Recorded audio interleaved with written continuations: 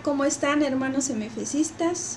Nos da mucho gusto estar esta vez aquí con ustedes. Esperemos en Dios que se encuentren muy bien. Nosotros somos el matrimonio de José Luis y Áurea y juntos formamos la familia Tobar García. Nosotros somos los presidentes diocesanos y esta vez nos da mucha alegría poderles compartir este tema que es el número 11 del segundo nivel, el cual lleva por nombre la educación en valores y virtudes.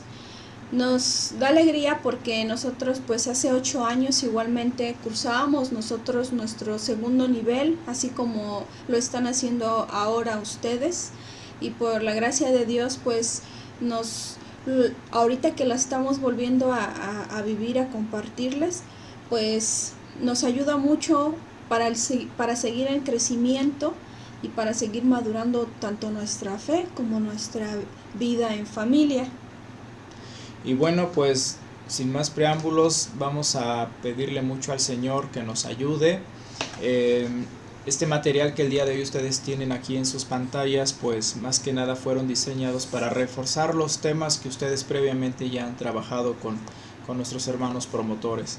Entonces este material les pedimos que lo acojan, que lo reciban, tomen todo lo bueno y como todo, pues a darle duro y que esto dé abundantes frutos en sus vidas. Pero para esto pues vamos a pedirle de una vez al Señor de ponernos en su camino, que la luz que aquí está presente, pedirle al Espíritu Santo que sea Él quien nos conduzca para este compartir hacia ustedes.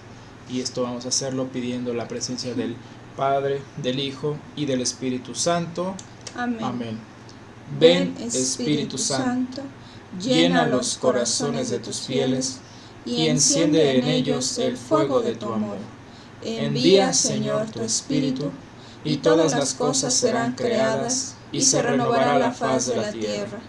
Oh Dios, que has instruido los corazones de tus fieles, con la luz del Espíritu Santo, danos a saber rectamente la verdad, según tu mismo Espíritu, y gozar para siempre de tus consuelos. Por Jesucristo nuestro Señor. Amén. Sagrada Familia, ruega por nosotros. Reina de los Apóstoles, ruega por nosotros. En el nombre del Padre, del Hijo y del Espíritu Santo. Amén. Y pues bueno, vamos a dar inicio a nuestro tema, recordando que el tema 11, la educación en valores y virtudes, pues como cada tema sabemos hay objetivos cuyo fin es más que nada marcar lo que nosotros debemos alcanzar al término de este tema. Si hay algo que no queda claro, valdría la pena revisarlo, pero ahorita vamos a mencionar los objetivos de este tema para esta reflexión.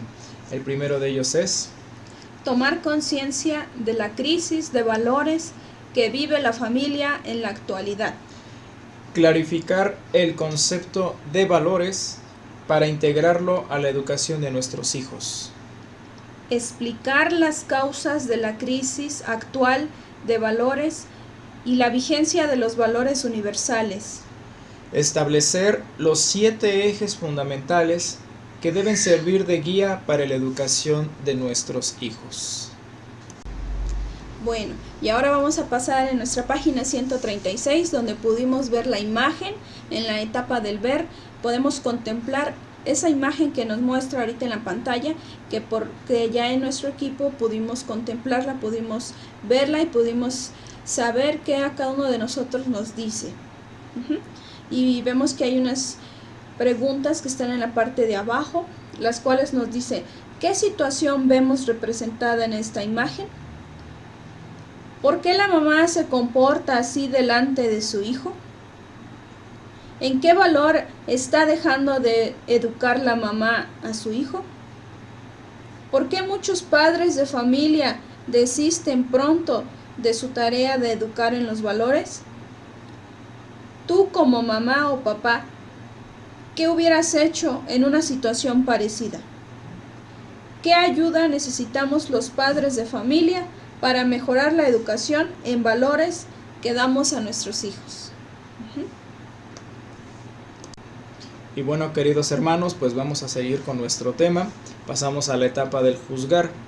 Hay que recordar que la etapa del ver nos permite ver el panorama en nuestro contexto real, en el mundo en el que nosotros vivimos. Pero ya dentro del plano del juzgar es pasar esta situación ahora a lo que Jesús, a lo que el Señor nos diría en su palabra. Entonces vamos a pedirles de favor que pues retomemos la lectura de Romanos capítulo 14 versículo 17, que dice así: Piensen que el reino de Dios no es cuestión de comida o bebida, sino de justicia, de paz y alegría en el Espíritu Santo. Palabra de Dios. Te alabamos, Señor. Y bueno, meditemos esta lectura, reflexionemos a través de las preguntas que pues ustedes ya contestaron. La primera de ellas dice: ¿cuáles son los valores fundamentales del reino de Dios? Pues lo escuchamos ya al final, que son la justicia, la paz y la alegría en el Espíritu Santo. ¿Y cómo vivimos estos valores en familia? Yo creo que sería muy bueno analizarlo. Primeramente la justicia, pues como su nombre lo dice, siendo justos, siendo equitativos, dando a cada quien lo que le toca, de acuerdo así como Dios nos lo dice. Y así como en la educación y en la corrección de nuestros hijos. La paz es respondiendo, respetando a todos y aceptando sus limitaciones. Y sus logros. Y pues la alegría es compartir. Y demostrándoles nuestro amor a nuestros hijos y a toda nuestra familia que está a nuestro alrededor. Igualmente así como pues en el movimiento familiar cristiano, que igualmente pues ya somos una familia. ¿Qué valores reinan en realidad en las familias actuales? Pues hay muchísimos valores que conocemos, pero que tristemente el día de hoy ya no podemos resaltar muchos por la misma situación que estamos viviendo, en esa crisis de valores donde pareciera que ya nadie quiere educar a sus hijos. Entonces pues de los poquitos que podríamos nosotros resaltar pues es el respeto, y eso entre comillas, la tolerancia igual muy escasamente, pero la sigue habiendo, el servicio también, a duras penas uno quiere servirle al Señor. En las familias pues también se da ese valor de la humildad. Entonces sí cuesta remarcar los valores que tenemos hoy día, y por eso la urgencia de abordar este tema, de cómo nosotros darle seguimiento. ¿Por qué si la Biblia es clara con respecto a los valores del reino, los cristianos llegamos a practicar otros valores? Pues yo creo que porque realmente no los conocemos a profundidad cuáles son esos valores, y a veces ni siquiera tenemos la intención de quererlos conocer. Sí, de hecho desafortunadamente podríamos decir que sí los conocemos, pero no los llevamos a la práctica, porque pues la fe que tenemos no es tan fuerte, no es tan firme, y por eso mismo nos dejamos llevar rápidamente por la tentación y el pecado. Igualmente porque sabemos que esto conlleva pues a una conversión, a un compromiso primeramente pues de nosotros, para que así se puedan llevar a cabo y poder demostrar estos valores que el Señor nos pide. ¿Por qué es importante saber cuáles son los valores propios de nuestra fe y por tanto los que debemos inculcar a nuestros hijos? Porque simplemente sin ellos no podríamos alcanzar la plenitud, no podríamos nosotros estar en comunión con Dios.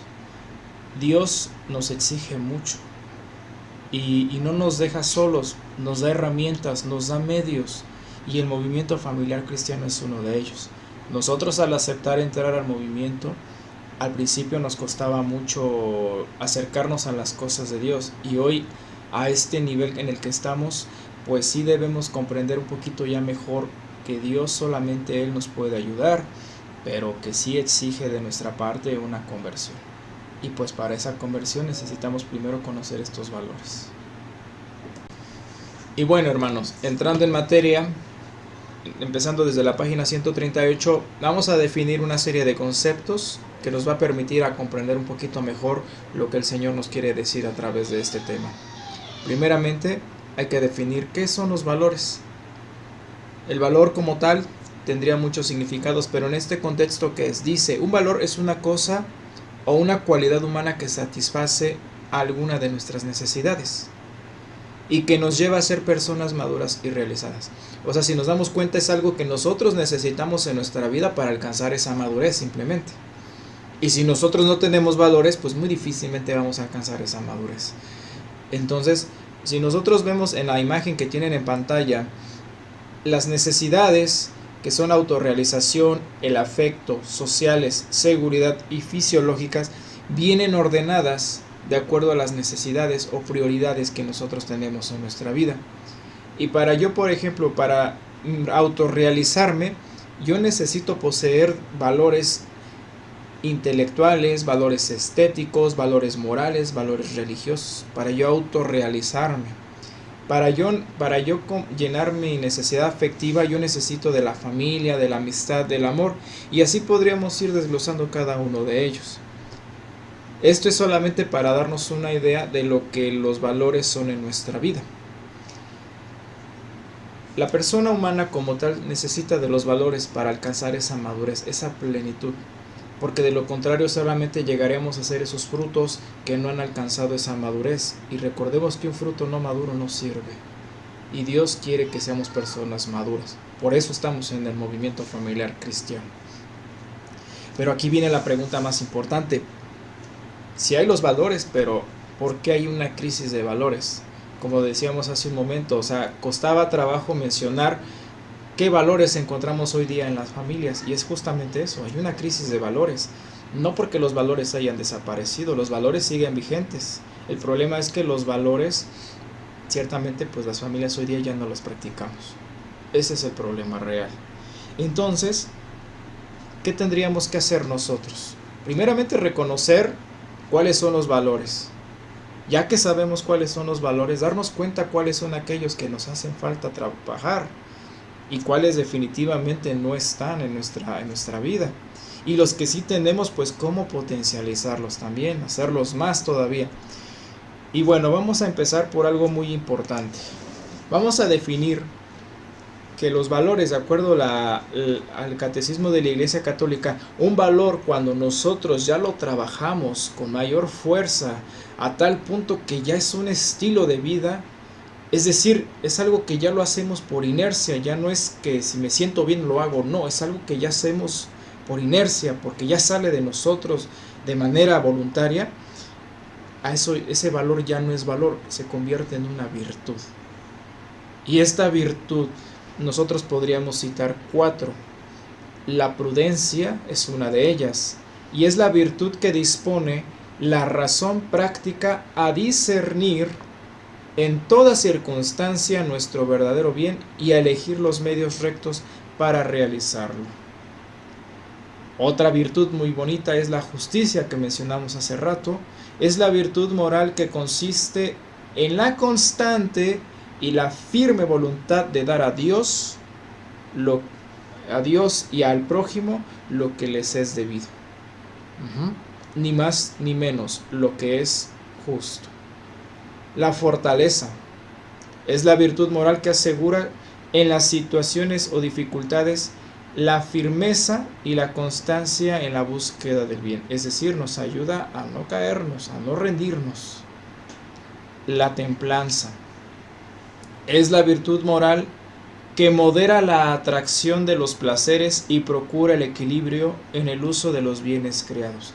En pocas palabras, nos ayuda a ser más calmados, nos ayuda más a ser más, a evitar los excesos. La templanza es un valor que nos va a servir mucho a nosotros ante este mundo corrompido, en este mundo lleno de tentaciones.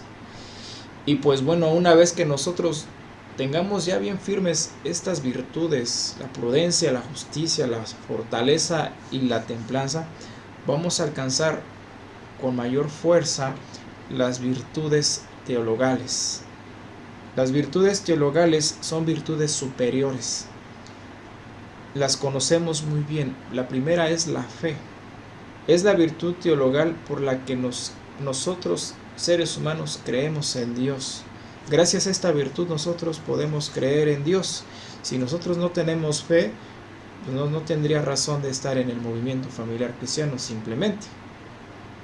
La esperanza es la virtud teologal que nos permite creer o nos permite aspirar al reino de Dios, depositando toda la confianza en la guía del Espíritu Santo. Esa es la esperanza.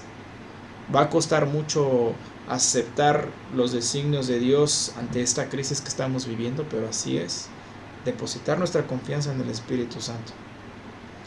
La caridad es la virtud teologal mayor de estas tres, porque la caridad simplemente nos ayuda a amar a Dios incondicionalmente.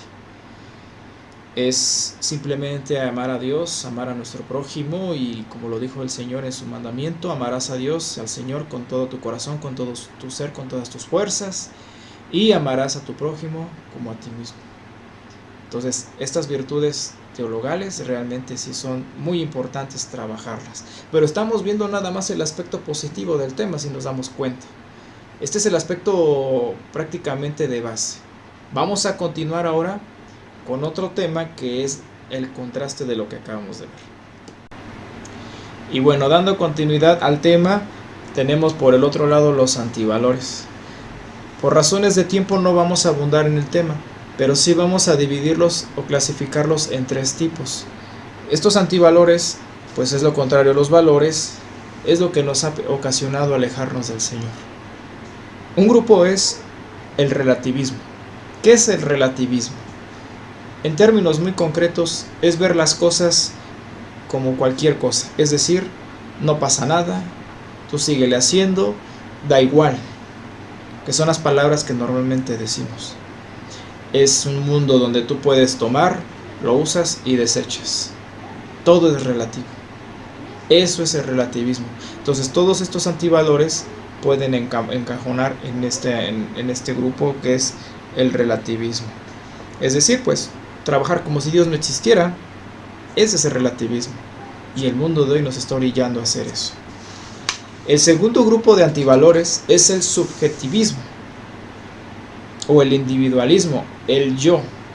O sea, es todo aquello que nada más me hace pensar en mí, en mi persona, en mi bienestar, en un egoísmo, en el egocentrismo, en la soberbia, todo eso que nada más va hacia mi persona. Obviamente en un mundo en el cual estamos viviendo nos necesitamos unos de otros, porque para nosotros ayudarnos tenemos que hacerlo en comunidad para alcanzar la salvación. A pesar de que la salvación es individual, no podemos hacerla si no estamos en comunidad. Entonces, si yo tengo un pensamiento muy individualista, jamás lo voy a lograr. Y mucha gente, tristemente, se ha dejado llevar por ese lado. Te separan, te aíslan y te venden la idea de la falsa felicidad. Y finalmente, tenemos nosotros como otro grupo, es el materialismo consumista. Este materialismo consumista no es más que hacerte creer, venderte la idea de que si no tienes tal cosa, no tienes tal producto, no tienes tal teléfono, no tienes tal prenda de vestir, no tienes tal auto, no eres nadie. Ese es el problema hoy día. Queridos hermanos, el materialismo es algo que está acabando con nuestras jóvenes generaciones. Porque los días de hoy nuestros jóvenes están siendo completamente bombardeados de anuncios, de propaganda, de publicidad que los hace solamente someterse a tener y a tener, y dejan de ser. Pues el materialismo consumista, más allá de la manera en cómo obtienen el dinero para obtener cierta cosa o cierto producto o cierto servicio, esto ya ocasiona a nuestros hijos que se aíslen completamente y se pierdan en sí mismos en algo que no los va a llevar a un buen rumbo. Y bueno, ante esta realidad, triste realidad que nosotros estamos viviendo hoy día, como lo vimos en la imagen de un inicio, ¿qué podríamos hacer nosotros como padres para encaminar bien a nuestros hijos? Porque sabemos que no hay un manual, no hay un instructivo, no nacimos siendo padres, ni mucho menos nadie nos dijo cómo ser padres, pero sí, con la luz del Espíritu Santo, esta bibliografía, con el magisterio de la Iglesia y sobre todo la Sagrada Escritura, pues nos vamos guiando. Y bueno, hermanos, ¿cómo podríamos nosotros contrarrestar estos antivalores? ¿Cómo podríamos contrarrestar el relativismo, el materialismo y el individualismo? Pues esta bibliografía pues nos propone 7 ejes que podríamos ir siguiendo de manera gradual para poder acompañar a nuestros hijos. Ciertamente a nadie nos enseñó a ser padres, no nacimos sabiéndolo, y pues los hijos cuando nacieron no venían con un instructivo de cómo tratarlos. Entonces pues con la luz del Espíritu Santo vamos a ir trabajando estos ejes de una manera muy concreta. Vamos a tratar de resumir lo más posible para no ser muy rebuscados. Primeramente, el eje 1 nos invita a ponernos en situaciones de dónde están nuestros hijos hoy día. No físicamente hablando, sino más bien ellos cómo están, cómo se sienten, qué están haciendo en este momento, qué esperan de la vida. Es diagnosticarlos, es ver cómo andan, porque ciertamente no es lo mismo en una familia donde solamente trabaja papá y mamá, o trabaja nada más papá o trabaja mamá, pues nunca ve a los hijos todo el día, ya nada más llega en la noche y los ve dormidos y nunca hubo un trato con ellos. Entonces para él es más difícil comprender cómo están los hijos en ese momento, a diferencia de alguien que pues está todo el tiempo con sus hijos, como en este caso normalmente la mamá. Ella sí sabría responder esta pregunta con mayor facilidad. Entonces es primeramente ver esta parte, cómo están y dónde están nuestros hijos. Y ya una vez conociendo esta parte, ahora sí vamos a la segunda parte, el segundo eje, que es cómo podríamos nosotros acercarnos a nuestros hijos para irlos formando, irlos educando en los valores. El primer contacto podríamos llamarle. ¿Cómo podríamos acercarnos a ellos para irlos educando? Pues aquí el segundo eje nos invita a hacerlo de manera gradual, poco a poco. Irnos primeramente familiarizando con nuestros hijos, o como dicen por ahí, hay que tener esa empatía con ellos, hay que acercarnos más a ellos, estar un poquito más con ellos para conocerlos un poco mejor, y así irles llegando. Pareciera que es como si lo hiciéramos con un extraño, pero repito, el contexto es muy distinto de alguien que no ha estado con sus hijos la mayor parte del día o que casi no está en casa, a alguien que sí está. Entonces yo creo que de ahí viene la razón de ser de estos ejes. El tercer eje nos invita a que ya una vez adentrados con nuestros hijos, en donde casi como dicen, ya nos conocen nuestros hijos, ya nos ubican bien, ya estamos en esa comunicación con ellos, tal vez no con una confianza como quisiéramos, pero sí con el afecto tal vez y el cariño, pues nosotros ya poco a poco podríamos ir introduciendo la disciplina, podríamos ya ir introduciendo también pues la corrección a nuestros hijos. Aquí es donde nosotros permitimos que se equivoquen, pero también corregirlos con amor, porque podríamos esperar de ellos que hagan las cosas bien, pero pues volvemos a lo mismo, no nacemos sabiendo hacer las cosas, ellos apenas van aprendiendo, y es mejor que aprendan haciendo las cosas del bien, para que ellos a través de esos errores vayan perfeccionando estos valores, estas virtudes, a que simplemente no hagan nada.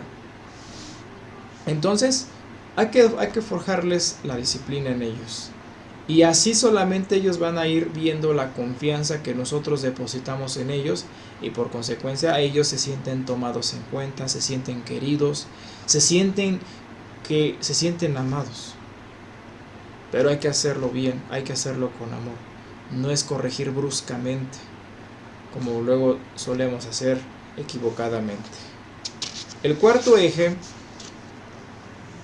pues es más que nada aceptar que nuestros hijos tienen limitaciones, aceptar que a pesar de que nosotros los corrijamos, los vayamos educando, se van a equivocar, y es normal, porque es la primera vez que lo hacen, no es la segunda, no es la tercera, es la primera vez que lo hacen, se van a equivocar, en la segunda tal vez, pero ya no tanto, en la tercera pues ya no tanto, pero eso que nos pide este cuarto eje es mucha paciencia, a aceptar que pues van a tropezar nuestros hijos, pero recuerden que toda paciencia vale la pena.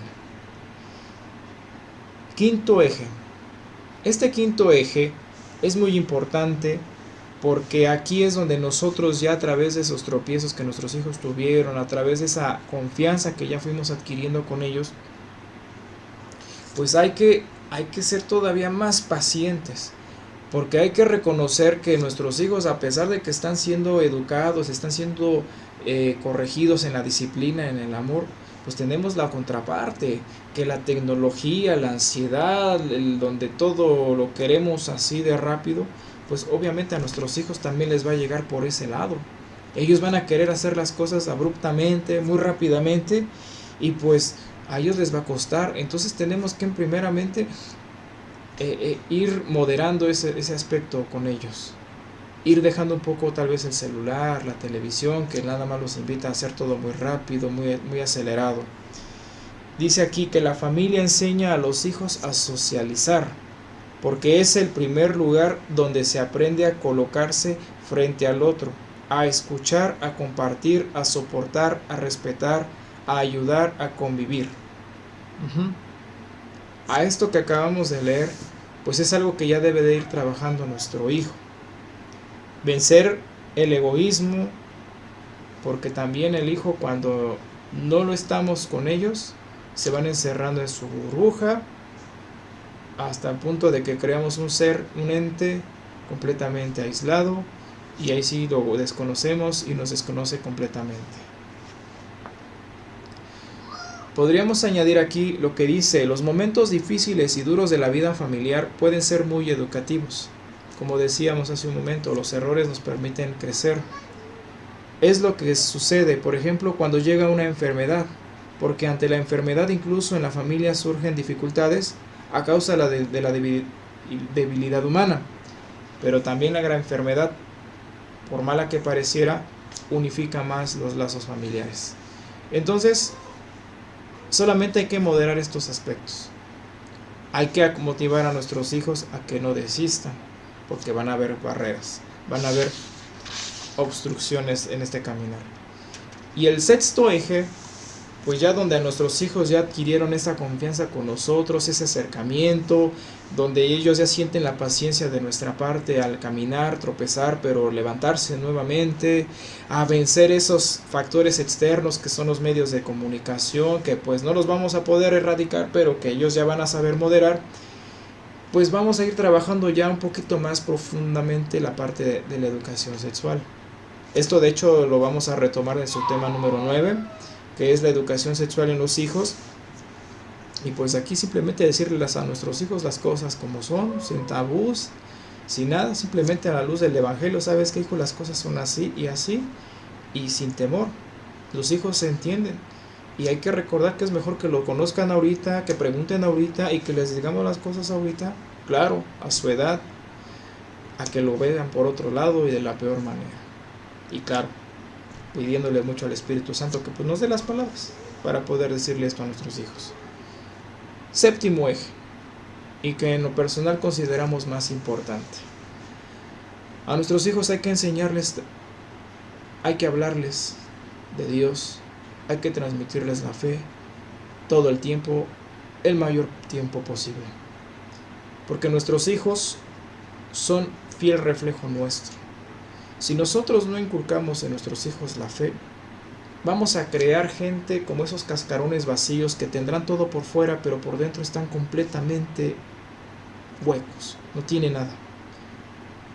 Y hoy día los problemas que hemos visto en este entorno es porque justamente la gente no tiene a Dios en su vida. Los problemas hoy día es por eso. No es que Dios no existe, simplemente la gente no se acerca a Dios.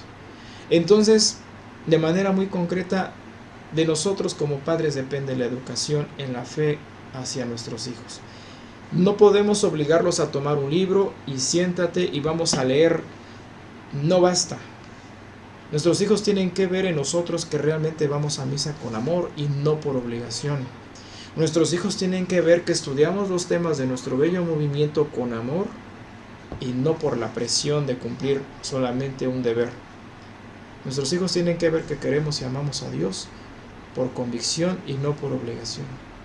Y poco a poco nuestros hijos van asimilando, van acompañándonos y nos van siguiendo.